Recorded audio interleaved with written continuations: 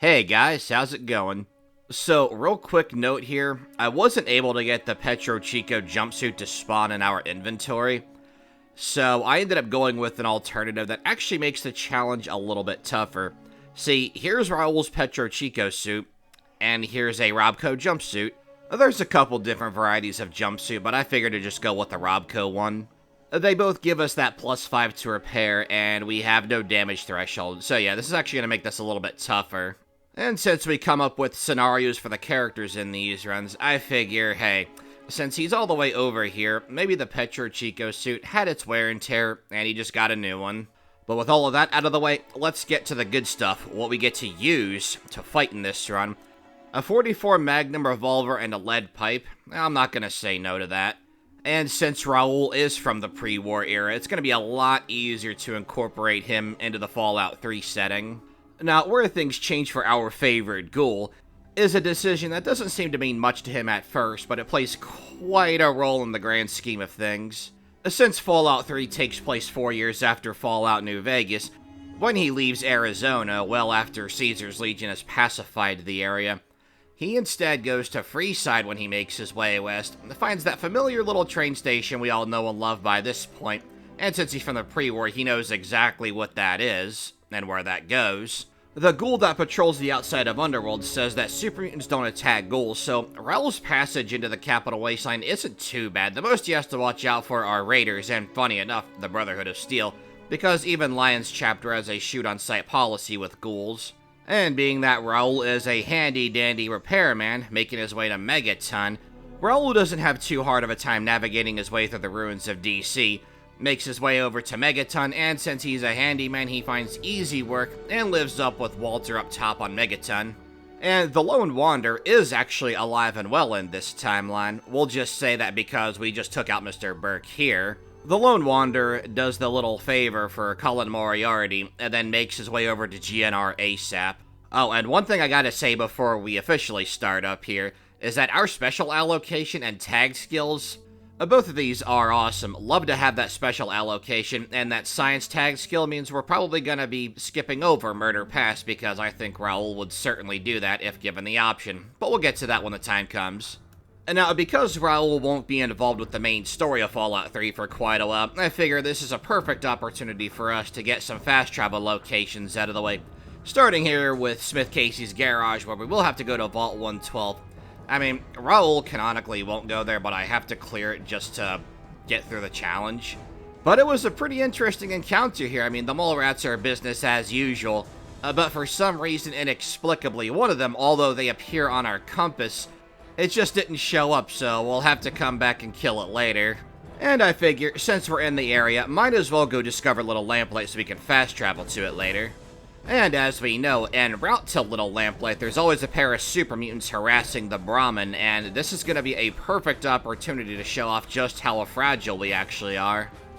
And now, I will say that the lead pipe is a bit deceptive. You wouldn't think that it's a very strong weapon, but in the early game, it's actually pretty great. But even so, this super mutant with a laser rifle is dealing a lot more damage to us than we are to him. So we're gonna have to pick and choose our battles very carefully, and thankfully, in VATS mode, melee does double damage. Love that. Oh, and as we fight the second super mutant, just want to get this out of the way real quick. I have been using Protector Cast and to get stim packs and other supplies. Not gonna do that this run because trying to be in character here. Well, I don't think Raul would have a very good experience with the Brotherhood outcast down at Fort Independence, again, due to their shoot-on-sight policy. And the Brotherhood outcasts are a bit more traditional. And as we make our way to Lamplight, another heads up. And now, because Raul never meets the Courier, and thus never goes through with the character development in his quest, whether it be Old Vaquero or going the old maintenance route and embracing his role as a repairman, we can't take those into account for decision-making. Raul was still very much plagued with doubt, low self-esteem, and considering the tragedies in his life and how he still feels guilty over them, so he's not quite at peace with himself like he is if he goes the full maintenance route, and he doesn't have that renewed sense of vigor going the old Vaquero route. However, since he spent a fair bit of time in Arizona still before making his way out here, he did experience life in Arizona before and after Caesar's Legion hit the scene. And hey, speaking of slavers, might as well get Paradise Falls on our map as well, because we're gonna have to come back here one way or another eventually. And as we make our way there, I have to say that I'm pretty scared traveling at all during the course of this run. We got messed up pretty fast by super mutants, and even basic creatures can do a lot of damage to us considering what we're wearing. In a way, I kind of feel like it reflects a traditional Fallout 3 playthrough where, as the Lone Wanderer, we exit Vault 101, and we are pretty dang vulnerable. And because 44 ammo is so rare, I've opted to not use it up to this point. And we're gonna have to be very careful about when we choose to use VATS as well, because if we go into VATS mode and something we're fighting is able to deal a lot of damage to us, we could die while we're in VATS mode. Going up this way, part of me was like, man, I'd love to see the A Wander NPC, that random encounter that we found in Boone's Run, but at the same time, I'm kinda glad we never saw her.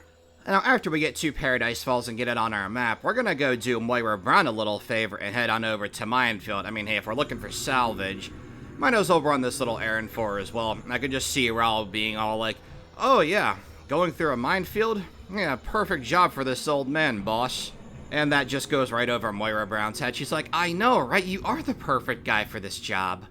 And it just so happens that while we're here for Moira Brown and to find salvage, turns out that we're not alone exactly. And unbeknownst to Raul, and I believe the player as well, as I don't think we find this out in-game, Arkansas is a slave hunter, but Arkansas is also shooting at people indiscriminately, so while he does kill slavers, and that's a good thing, what about the innocent people that he had killed on the suspicion that they're slavers? Raul does want to save the children who were abducted from Little Lamplight, but is it worth the life of another person in order to do so? Now, if this was old Vaquero Raul, he would go in guns a-blazing, no doubt, but this is a Raul from 4 years earlier, and one who has never met the courier and never got that positive reinforcement. And the logic behind this decision I'm pulling from this particular scene right here. I don't think it's something he would be proud of doing, but if it means saving children and remembering that he couldn't save Rafaela, I can see him making this trade, and even if Arkansas doesn't exactly make the best case for himself, still feeling very guilty about it. I also see him not wanting to get on the bad side of Paradise Falls, even if he would find them deplorable. And honestly, that was a tough one to justify, but that's the best I could come up with. Now, what's not difficult to justify, however, is killing the super mutants that infest Jefferson Memorial. And yeah, I had the repellent stick equipped because I'm doing the Wasteland Survival Guide from Moira Brown. Obviously, quest items such as that are allowed for the purposes of completing the quest. And yet, still using the lead pipe, I'm very stingy with these 44 bullets. It is possible to have a 44 this early in the game, but before I go too crazy with it, I want to be sure that I can buy some ammo from vendors. And so far, our lead pipe is doing a decent job, as long as we can get the super mutants one-on-one. That's the ideal situation. One-on-two, I guess, is okay, like with outside. More than that, though, at a time is asking for trouble. Oh, and since we have a good science skill, we can actually bypass the terminal here and turn off the turret for a change. We really don't want that turret on because that'll tear through our non-existent armor. The best part about that, however, is that we level up. And I figure since our science is at 50, which is what we need to skip over Murder Pass, might as well go ahead and invest some points in melee because at this point I'm using it a lot more than I thought I would be while I was doing the run. And it never hurts to have some extra sneak. Sneak attack crits 100% are going to be the way to go if we want to take out targets as quickly as possible. Because again, the 44 Magnum Revolver is strong, with sneak attack even better, and because we can't really take damage, we want to make sure that if we hit something, it goes down fast. Oh, and earlier I had mentioned that the super mutants don't attack ghouls as per the NPC traveling and patrolling the outside of Underworld.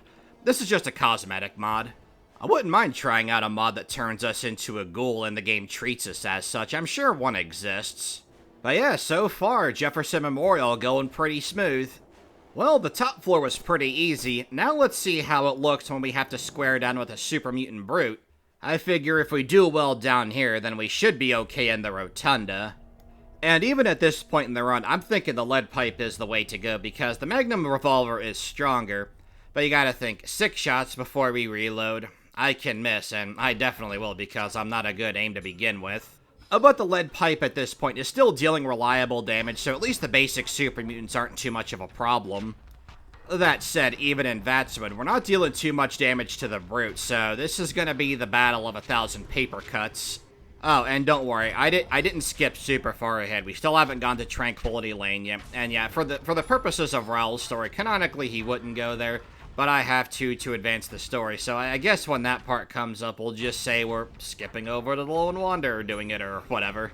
But yeah, although this takes quite a while, we are able to take out the Super Mutant Brute one-on-one, so we should be okay at the Rotunda, as long as we keep them isolated. And hey, speaking of Tranquility Lane, that's up next.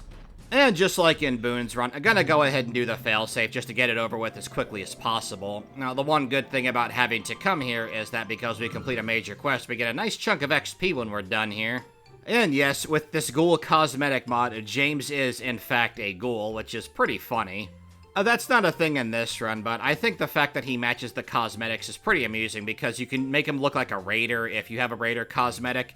It's like, man, James, what the heck happened to you in the short time you've been in the Capital Wasteland for you to look like a raider or become ghoulified?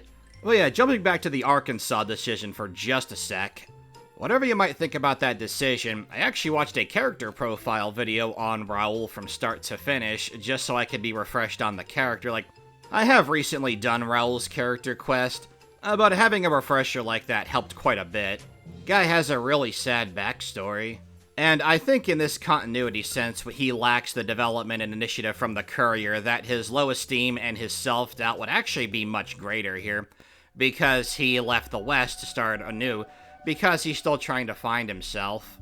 But we do have to return to Paradise Falls in order to free the kids. I hadn't done that because we just fast travel back here. And something kind of awesome happened here as we're talking to Yola G. Jones and everything. You know, you can handle this in a number of ways. And one of those, of course, is a speech check. Considering that we haven't invested in speech and Raul has bad charisma, it was pretty awesome that I passed this check on the first try. Even the game knows I made the right decision. I am still considered good karma too, so that's how you know it's alright. I was fully expecting to fail that because it's a 13% success chance, so like, why wouldn't I expect it, right? I get to save 800 bottle caps, and considering how scarce caps can be here in the Capital Wasteland, very much okay with that. But at the end of the day, Raul got to save not 2, but 3 children. And hitting level 7, we'll get lockpick to 35, that's as high as we need to get it, and we'll boost our melee further, because melee has been awesome this run. And now we're gonna make us a little pit stop because I want the repair a bobblehead. Yeah, I may or may not have pickpocketed the master key off of Evan here. Here in Tale of Two Wastelands, armor and weapons with the repair bobblehead degrades 10% slower. Pretty cool.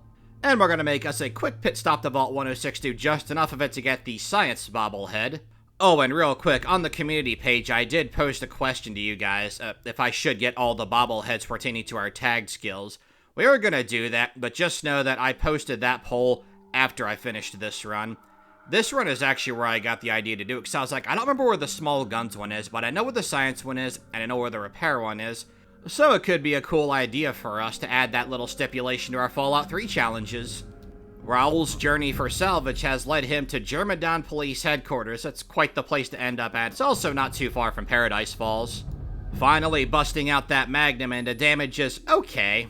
Now remember what I said before about being careful to use VATS mode because, well, we could die? Well, we're in VATS mode, and this super mutant unloads the entire clip into us, and we die. Okay then, second try, and the way we take out the super mutant bird is pretty funny. I wasn't planning for it at all. I was trying to circle him, and then he steps on the frag mine. You just gotta love when a plan comes together, right? Now, Raul would have overheard something about captives upon entering Germantown Police Headquarters.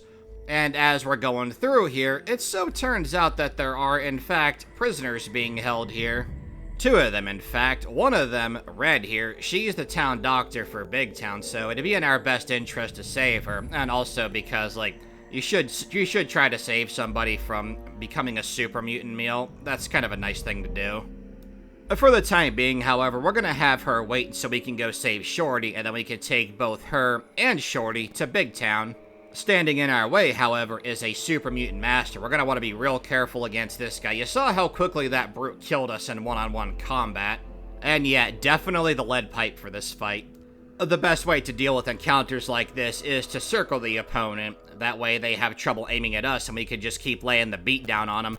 I'm actually able to pull that off decently this time around. Good job, me. And upon defeating said Super Mutant Master, we hit level 8. Now, I already know what perk we're gonna take, and it takes me a second to figure out our tag skill allocation for this level. I figure we'll focus on melee weapons, sneak, and we'll put our extra point into small guns. Yeah, I know guns is a single skill, but I'm used to calling it small guns. It's just my OG Fallout kicking in. With Shorty rescued, we can backtrack over to Red, get her out of jail again, and then make our way to Big Town. I always thought that we should have gotten a companion for Big Town, and to me, Shorty would have been the perfect choice. I mean, we rescue him, and he's pretty eager to fight. Who's to say Shorty doesn't get tired of Big Town and wants to go travel the wasteland with the Lone Wanderer? Speaking of Big Town, we are going to help them out just a little bit more here. And because we meet the skill threshold for 3 of these options here, I'm thinking that because we're going with the repairman route for Raul, we're going to jury-rig the robots to help defend town. Of course, I realized after the fact that I could still jury-rig the robots and could have taught them to shoot, but I forgot about that while I was playing. And because the super mutants are focused on the robots, we get that awesome sneak attack crit. And I mean, the sentry bot by itself could have taken on the super mutants. We're just overkill. However, that was just the first wave. There is a second wave of super mutants. They come in pairs, and really not that difficult here either for the same reasons. We don't get the sneak attack crit on this one, but it doesn't really matter because we're able to close the gap and catch up. We smack them in the back, super slam procs, and it's good night, Irene. I decided to leave. Hope to heck that a shop has today's physician, and thankfully one does, so we can come back to Big Town and we can cure Time Bomb. I always thought this speech check that we could potentially pass was pretty well made, because it's like you save this kid and you pass the speech check because you want to get some money out of him, and he only has 5 bottle caps. We didn't do that, of course, but I think it's kind of interesting because it's like, the game's like, hey, maybe don't try extorting kids for money when you just save their lives. All said and done, it's time to continue with the main story, and from here, Raul will be a part of it. Turns out Raul's reputation precedes him, and he's hired to be a repairman by the Project Purity team. So instead of the Lone Wanderer being sent down to do the repairs, James sends Raul instead. Which is fine, I guess, because it gives James and his son/daughter, whomever, a chance to catch up, but because it's James making the decision, and James's decision-making has not resulted in good things for the Lone Wanderer, well, that means that the Lone Wanderer is also trapped inside of the Rotunda. Whoops. And considering how old Raul is, he 100% would know who the Enclave is. Yeah, these aren't exactly guys to mess around with. Now, in this timeline, unfortunately, the Lone Wanderer is trapped inside of the Rotunda with James. That makes his decision to do what he does a lot harder, but still does it, because the Lone Wanderer gives his blessing. So now it's up to Raul to escort Madison Lee and the scientists out of Project Purity. And I gotta say, it's a heck of a time to start taking up the pistol again, because, well, I don't think our lead pipe's gonna help too much against the Enclave soldiers, especially these ones that we can't reach with melee. This was a pretty intense shootout in our Boone run, and that's even more intense here, because we can take far less damage than Boone could. And from a personal standpoint, while it's not required in my Fallout 3 runs, I like to try to save all 3 scientists, because Madison Lee is marked essential, so she can't die. But Garza, Alex, and Daniel, I like to try to save them as well, if possible. It's actually kind of interesting, too, because Daniel Agincourt is the grouchy one. But he's the only one who will offer to help you fight. As long as you have a 10mm pistol or a 32 pistol, you can give it to him, and he'll help you out. Obviously, he's not here because I told the team to stay behind while I take care of Bizzo. And I'm thinking it's right around this time where Raul is starting to feel that spark again. Maybe not at old Vaquero levels, but he's starting to realize, hey, I'm an old man, but I'm not so bad with this pistol. Maybe I still got it. And I mean, I'd feel pretty confident too if I took out 2 Enclave soldiers decked out in power armor with a 44 Magnum. That said, this is not an easy fight by any means. I mean, you've been seeing how much damage we take and how quickly we could go down. I like to think that these 2 Enclave goons got a little cocky because they have the high ground. But unfortunately for them, the high ground doesn't mean be-all, end-all. And the Pharaoh Ghouls, of course, are no problem at all, especially because Daniel Agincourt is helping us fight them. So let's cut to Lamplight.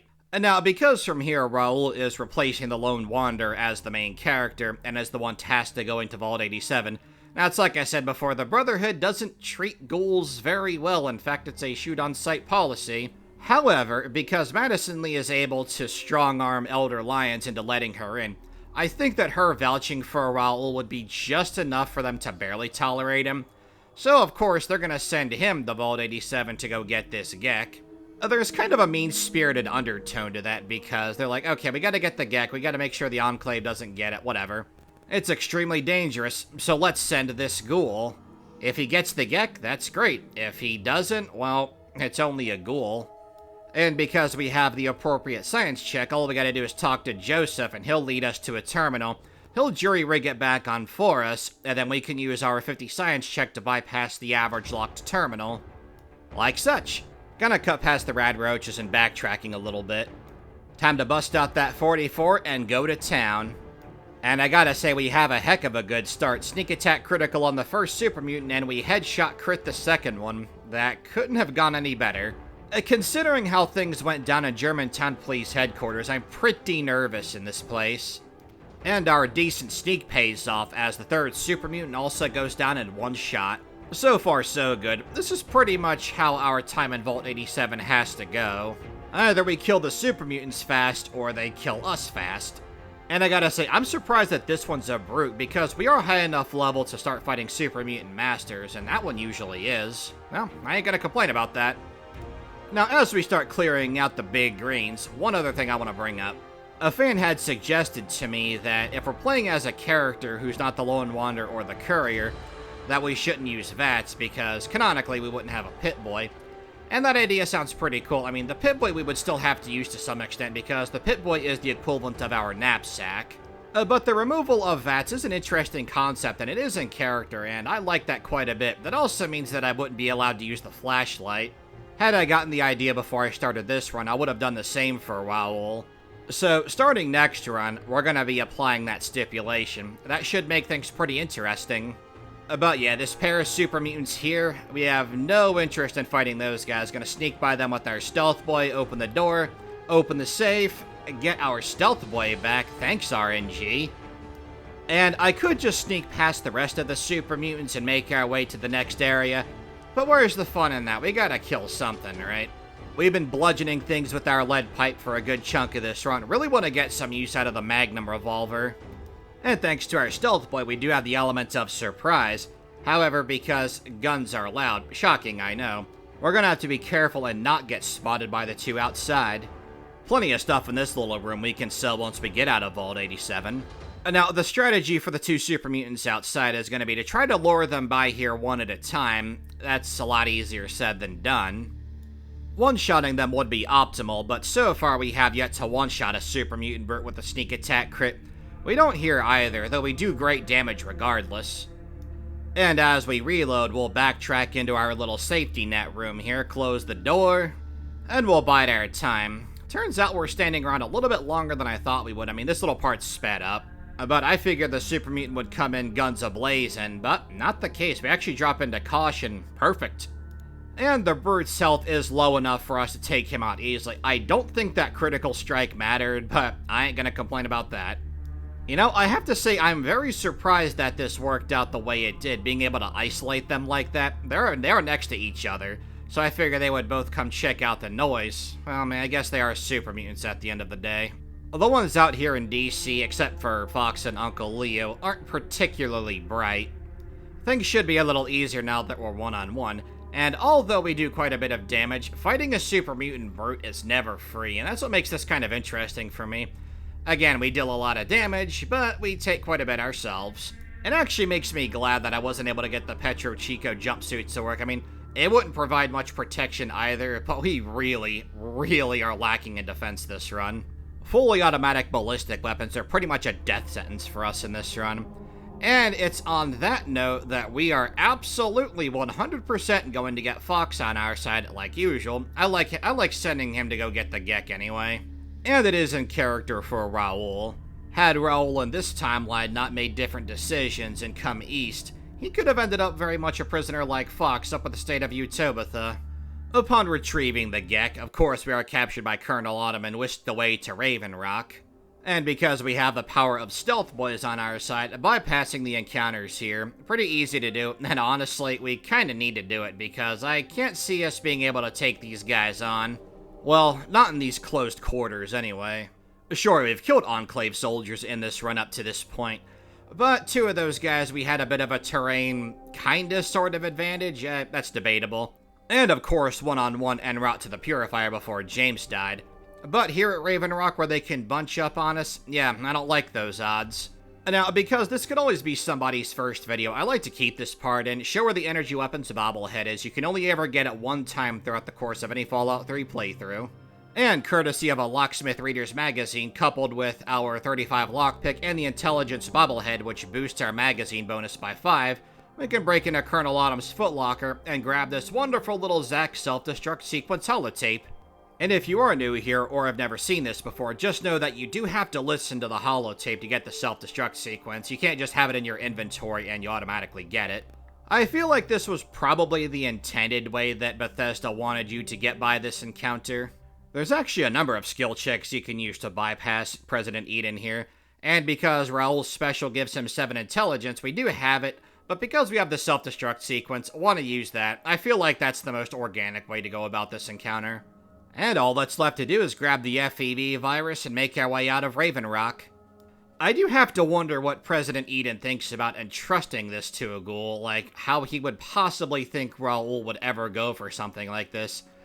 Maybe he's just desperate, or maybe he just has faulty software that's in need of a sincere upgrade. Now I know why Colonel Autumn has that self-destruct laying around, because Eden is probably glitching out quite a bit. And all that's left for us to do here is escape Raven Rock, and because President Eden programs his sentry bots and turrets to help us escape, it's not too bad. And it's thanks to having earned Day Trooper earlier in the run that our Stealth Boy is still active. That's actually quite useful. The longer we can stay invisible and get the potential element of surprise, the better. You know, in my Faction Warriors runs, I always take Skilled and Logan's Loophole because they're one-off runs, and Logan's Loophole is great for a one-off run, especially because you're seldom ever gonna be close to level 30. 3Dog was pretty close to, like, what was he, level 28 or something? But I'm glad I opted not to do that, at least Logan's Loophole, anyway. Because being immune to stuff like chems, that's pretty out of character for most characters, really. Taking different traits does keep the challenges interesting for me. Getting back to the challenge, however, it's time for the final battle. Now, for first-time viewers, just know that I skip over the Liberty Prime sequence, cause on one end, it's kinda cool having a giant murder bot just mow everything down, but because Liberty Prime does all the work for us, we can basically just follow him. And round 2 at Jefferson Memorial, starting off with a bang here, nice headshot. And it's at this point of the run where I'm thinking, you know, if Raul never took that job opportunity from the folks at Project Purity, how he became part of the story, he'd probably just be chilling back in Megaton right now. But it's taken the fight to the Enclave that's starting to give him a somewhat renewed sense of purpose. Certainly not to old Vaquero levels because Raul was kind of forced into doing what he's doing. And I like the context of Raul, someone from the pre-war doing battle with the Enclave, the remnant of the United States government. Oh, and one more thing for first-time viewers is because we have Sarah Lyons here with us at the end and we don't have any say over that. That's why I don't ban the use of companions, and really the reason why I get Fox is just to help us with the ending here. Because sending Fox into the Purifier is a complete no-brainer, right? Well, Bethesda had to patch that option in because, you know, about an hour before this, we meet Fox, and his whole plot point is that he's immune to radiation, being a super mutant. But at the end of the game originally, we weren't allowed to send him, or Cauron, or Sergeant RL3, was it, into the Purifier, even though they're immune to radiation. And yeah, I realize I just talked over killing Colonel Autumn. Yeah, he's not that difficult to beat. I tell you what, Day Trooper came in super clutch in a way I was not expecting. Like, I know Day Trooper is good, but man, Raul is just bulldozing. Now, in character, Raul could activate the Purifier himself, but because this is only cosmetic, we're gonna send Fox in to do it. And I'm thinking that for Raul's ending, after this, after Project Purity is a success, Madison Lee leaves for the Commonwealth, and because Raul was vouched for by her personally, he's gonna go with her. Make one quick stop back to Megaton to say goodbye, get anything that he can carry with him, and head on up to Boston. And after splitting ways there, I think Raul finds his way to Good Neighbor, where he lives a peaceful life away from the action. And I'd say he's earned it, because Raul is our unlikely hero for this tale. Next up is Fallout New Vegas as Vance without VATS mode. I'll see you guys there. Later.